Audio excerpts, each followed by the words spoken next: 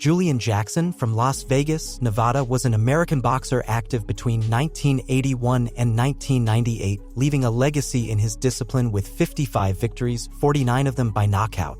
With a deadly punching power, today we invite you to a countdown of 3 of Jackson's most brutal knockouts and, as a bonus, 2 of the most painful moments when he was a victim, comprising 2 of the only 6 occasions he was defeated. Are you ready to experience it with us? Stay until the end.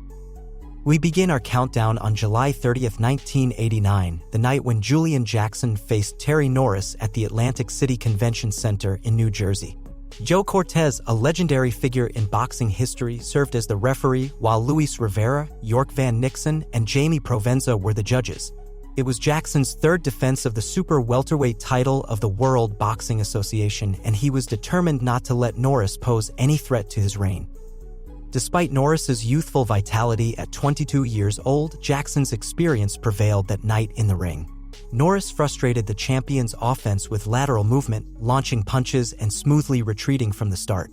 Jackson had to chase his cunning opponent for a round and a half before landing a decisive blow. As people are well aware of the fact that he generally just comes out and wails with both hands. In the second round, Jackson added a technical knockout to his professional record when Joe Cortez stopped the fight after 1 minute and 37 seconds from the opening bell. A combination of right, left, and right punches sent Norris directly to the canvas. Incredible knockout ratio of Jackson. Whoa! And then right to that, Terry Norris! Despite surpassing the count of 9, the glassy look in his eyes made it clear he couldn't continue. After the fight, Jackson mentioned that he knew his opponent was out of contention after the first punch but continued hitting him. He also took the opportunity to send a message to Mike Tyson, another lethal hitter of the time and a current legend in the sport, stating that he could do it too. A year earlier, Julian Jackson had already made headlines by defeating Buster Drayton, a native of Philadelphia, Pennsylvania, in a short but exciting fight. Drayton had been on a career upswing, winning against Leroy Jones by technical knockout in the 4th round after losing to Matthew Hilton by unanimous decision in a grueling 15-round match. On July 30th, 1988, at the Harrah's Marina Hotel Casino in Atlantic City, New Jersey, Jackson defeated Drayton by technical knockout in the 3rd round of a scheduled 12-round bout, securing another victory for his professional record. From the beginning of the fight, Jackson was determined to achieve an early victory, causing damage to Drayton's body from the 2nd round onwards. The right hand to the midsection, and again. Tim Jackson fights strictly by the so far. He's feeding those body punches into Drayton. Pretty good. Drayton hit the canvas during the 2nd round, a foreshadowing of what would be his inevitable defeat. Surviving the count and keeping some distance, he managed to last until the end of the round. Back of the head of Drayton. You see, there goes a right hand. Drayton down. However, his fate would be sealed in the 3rd round when a devastating blow from Jackson sent him to the canvas again. Punishment Drayton is taking, Tim.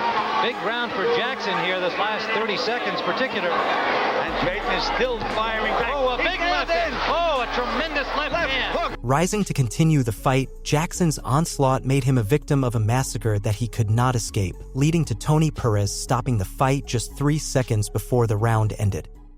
With another victory added to his professional record, this encounter earned Jackson the super welterweight title of the World Boxing Association. Now, let's move from the title fight to Jackson's first defense.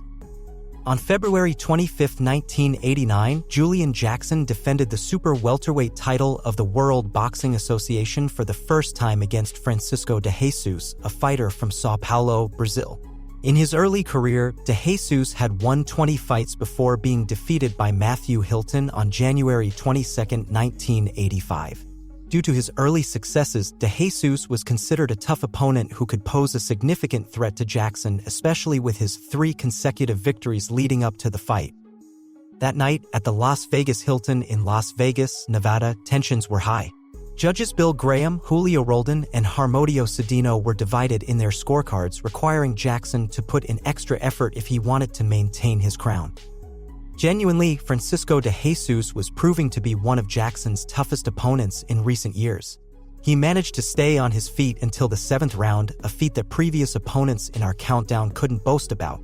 However, his fate was sealed with a powerful blow from Jackson during the 8th round.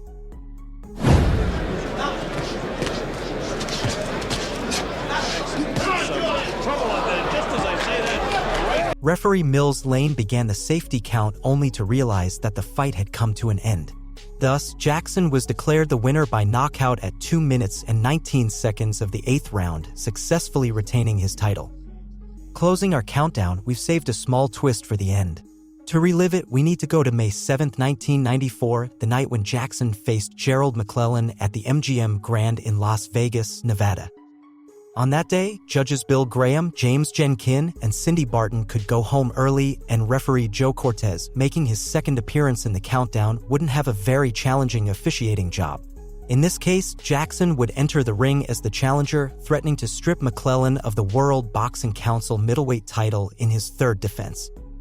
It seemed that the odds were not in Jackson's favor when early in the round, McClellan landed a punch on his chin, followed by a straight right that made his challenger's world start to wobble. But Julian Jackson starts in a hurry. As you can see, there's nice, good. There it is. McClellan's chances of relinquishing the title seemed even slimmer when, a few seconds later, he sent Jackson directly to the canvas. Jackson slips. Jackson had the will to recover from the brutality he had just experienced in such a short time. However, McClellan's offensive was far from calming down, and once the fighter resumed his attack, he knocked the staggering Jackson down for the final time. Legs out from under you. Oh, nice shot by Julian. Chance of South there. Julian gonna win it right here. Down, go! This time, Jackson would be lying on the canvas, listening to the legendary Joe Cortez counting to ensure that he couldn't continue the fight, not his opponent. At this minute, and there's a minute left to go. Can McClellan finish him off? He's down again. Finally, McClellan was declared the winner by knockout at 1 minute and 23 seconds into the bout. But here comes the twist. This would be the second encounter between the two fighters since on May 8, 1993 at the Thomas and Mack Center in Las Vegas, Nevada. Julian Jackson and Gerald McClellan would face off for the first time in what would be Jackson's 5th defense of the World Boxing Council middleweight title.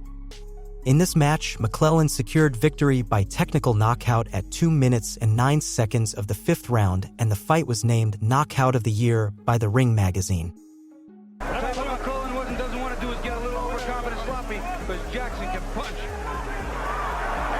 We thank you for accompanying us until the end of the countdown and remind you that there is no better way to support our content than by leaving a like on the video and subscribing, activating the notification bell. Now that you know about these lethal punches, which one was your favorite? We'll read your comments.